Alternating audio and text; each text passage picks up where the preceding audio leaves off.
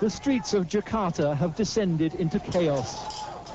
Rampaging mobs today brought the city to a standstill, unleashing a frenzy of violence. There were familiar targets, a car showroom owned by a son of the president, and a government ministry run by one of his daughters. But mostly it was indiscriminate.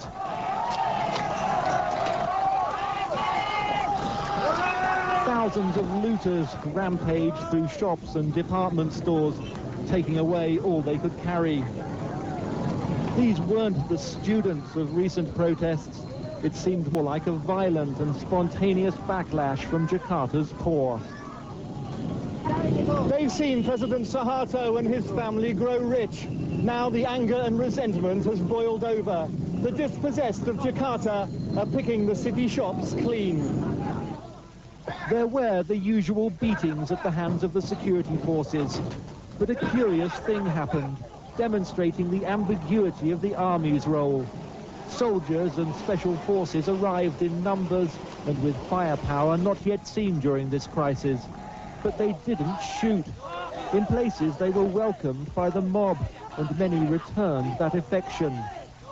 This, the army that's kept President Suharto in power for 32 years and will determine how much longer he stays.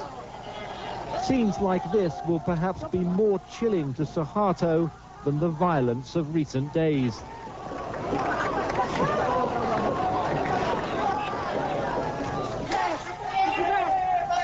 Though that's not the way it looked on the streets. There were estimates of up to 20 dead in today's violence, though that was impossible to verify. Except in Chinatown, where the grisly aftermath of mob attacks on ethnic Chinese traders was all too clear. President Suharto will return to a city resembling a war zone, a population in revolt and patrolled by a divided army.